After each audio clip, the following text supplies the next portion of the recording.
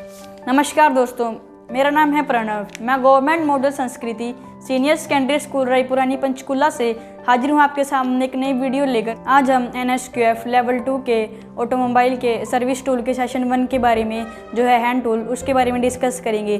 तो दोस्तों आइए हम शुरू करते हैं। तो अब हम हैंड टूल्स के बारे में डिस्कस करते हैं। तो सबसे पहले आते हैं स्पैनर, और स्पैनर के भी कई प्रकार होते हैं। तो ये देख लीजिए, तो इस स्पैनर के दोनों सिरे खुले हैं, तो इसको हम कहेंगे ओपन एंड स्पैनर। और स्पैनर का प्रयोग हम किसी नट को खोलने या टाइट करने के लिए करते हैं। तो दोस्तों ये है पहला टाइप जो है ओपन एंड स्पैनर। अब ये देख लीजिएगा, जो इसके जो दोनों सिरे हैं वो रिंग की शेप में है, छल्ले की शेप में, तो इसको हम बोलेंगे रिंग स्पैनर। और इसका एक और टाइप है जो इन दोनों के कॉम्बिनेशन से बनता है। तो जो वो अगला स्पैनर होगा तो वो उसका एक सिरा ऐसे खुला होगा, जो एक नीचे वाला सिरा होगा वो रिंग की शेप में होगा, तो उसको हम बोलेंगे कॉम्बिनेशन स्पैनर। तो आइए आगे हम डिस्कस करते हैं फाइल के बारे में, जिसको हम बोलते हैं रेती। तो इसका प्रयोग हम किसी मेटल को घिसने के लिए करते हैं। अगर हम किसी मेटल को अच्छी फिनिशिंग या शेप देना चाहते हैं तो इसके लिए हम फाइल का प्रयोग करेंगे। अब डिस्कस करते हैं प्लायर के बारे में, जिसे हम आम भाषा में प्लास कहते हैं। तो प्लास का क्या वर्क है? हम प्लास का जो इस्तेमाल है वो किसी नट बोल्ट को टाइट या लूज करने के लिए करते हैं। तो दोस्तों ये प्लायर के भी बहुत टाइप होते हैं। तो इसका जो पहला टाइप है यह है कॉम्बिनेशन प्लायर, जो हम घरों में इस्तेमाल करते हैं। तो प्लायर को भी हम अपनी ज़रूरत के अनुसार अलग अलग टाइप के उनको प्रयोग करते हैं हम। तो यह है कॉम्बिनेशन प्लायर। तो इसका प्रयोग हम होल्डिंग के लिए भी करते हैं और किसी चीज़ की कटिंग के लिए भी करते हैं। तो एक ये प्लायर है, इसको बोलते हैं हम नोज प्लायर। और एक और इसका टाइप होता है, वो है जो हम अगर किसी चीज़ को कटिंग के लिए करते हैं तो उसको हम बोलते हैं साइड कटिंग प्लायर। अब हम बात करते हैं बेंच वाइज के बारे में। तो दोस्तों बेंच वाइज का हम प्रयोग अब देख लेते हैं। खोलने की नीड नहीं थी। तो ये हमारे पास एक बोल्ट है या जिसके ऊपर एक जाम नट लगा हुआ है, जिसको हम खोल नहीं पा रहे। तो अगर हम इसको स्पैनर से पकड़ेंगे तो हम खोल नहीं पाएंगे। तो हमको ये सिरा जो किसी को पकड़ाना होगा तो इसके लिए एक मशीन होती है, वो है बेंच वाइज। तो हम इस सिरे को इस बेंच वाइज में फिट कर सकते हैं ऐसे। तो अब ये एक तरह से ग्रिपिंग का काम करता है, तो इसमें अटक जाएगा और हम आसानी से जो जाम नट है वो उसको खोल पाएंगे। अब हम डिस्कस करते हैं हैंड एक्सा के बारे में। तो हैंड एक्सा को हम कहते हैं आरी।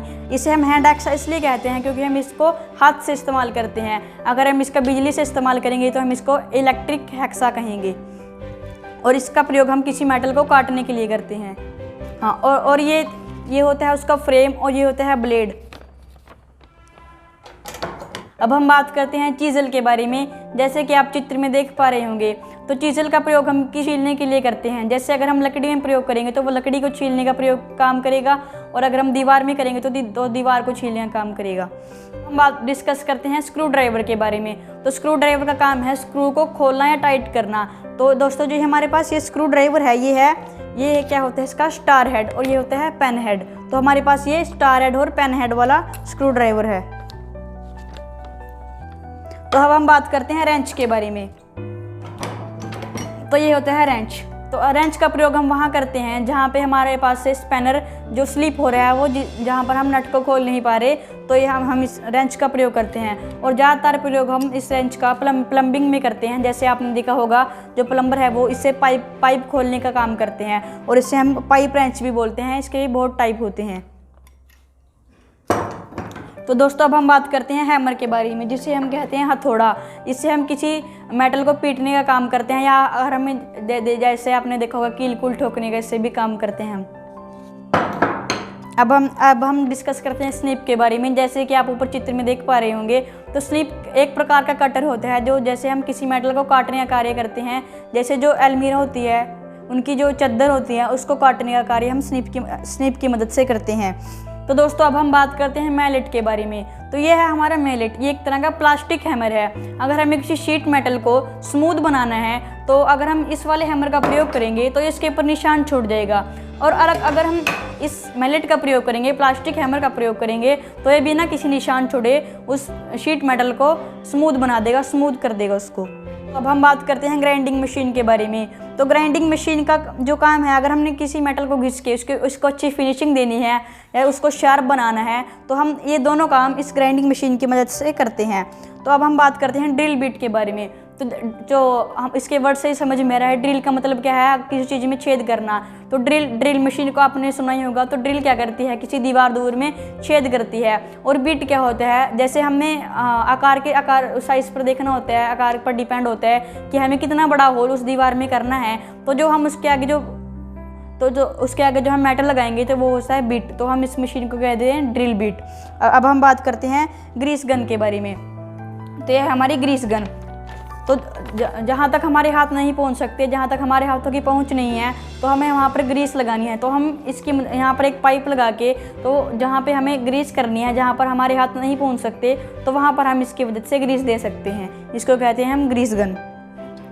अब हम कहते हैं पंच के बारे में डिस्कस करते हैं। तो पंच क्या होता है, ये पंच के आगे जो ये शेप होती है ना, इसके ऊपर डिपेंड होता है। अगर हमें मेटल को, जैसे हमें जो लोहा होता है तो कोई मेटल, तो उसके ऊपर आपने देखा होगा कि लेटर्स लिखे होते हैं। तो वो क्या होते हैं, लेटर्स भी इसी पंच की सहायता से जो वो मेटल है उस पर लिखे जाते हैं। तो ये इसके आगे जो कुछ शेप दी होती हैं, हमें उस मेटल पे कोई शेप देनी है तो वो इसकी मदद से हम दे सकते हैं।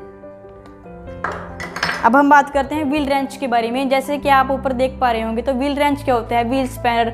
जो गाड़ी के व्हील होते हैं उनको खोलने के लिए जो स्पैनर यूज़ होता है वो होता है व्हील रेंच। और हम बात करते हैं टूल बॉक्स के बारे में। टूल बॉक्स का तो आपको पता ही होगा कि जो टूल बॉक्स, जो हम बॉक्स, ये टूल बॉक्स है, ये है टूल बॉक्स। हम इसमें टूल रखते हैं। तो देख लीजिए, खोल के दिखा देते हैं आपको।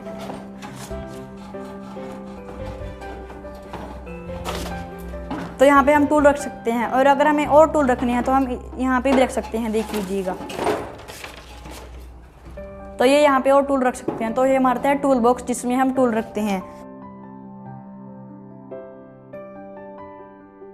तो दोस्तों, अब हम कुछ हैंडलिंग केयर मेंटेनेंस देख लेते हैं कि जो हम अगर किसी गाड़ी की सर्विसिंग कर रहे हैं तो हमें क्या जो सेफ्टी टिप्स हैं वो देखनी चाहिए। तो अगर हम किसी टूल का प्रयोग कर लेते हैं, जैसे ये टूल है, अब इसका काम पूरा हो गया, तो जहाँ से हमने उठाया था उसी सेफ जगह पर इसे रखना चाहिए, क्योंकि अगर ये किसी रास्ते में पड़ा होगा तो उससे हमारा नुकसान हो सकता है। तो दोस्तों, अगर हम इसका जो किसी टूल का कार्य पूरा हो गया है, उसका काम हो गया है, तो उसको आपने जहाँ से उठाया तो वहीं पे उसको फिक्स कर दीजिएगा। और आप सर्विसिंग करते समय ठीक से जो आपकी पूरी ड्रेस होती है वो पहनी। जैसे आप किसी मैकेनिक को कैप पहननी चाहिए और शूज़ पहनने चाहिए, और अपनी प्रॉपर ड्रेस में रहना चाहिए, ताकि उसको सिर को और ग्लव्स पहनना चाहिए हाथ में, ताकि उसको सिर को, हाथों को और पैरों को कोई नुकसान ना पहुंचे। तो दोस्तों, मैं आशा करता हूं कि आपको जो हैंड टूल्स वाला टॉपिक है ये अच्छी तरह से समझ में आ गया होगा। पर फिर भी इस वीडियो को 2 से 3 बार ज़रूर देखें, और फिर भी अगर आपको कोई डाउट है तो आप कमेंट कर सकते हैं। धन्यवाद। जय हिंद।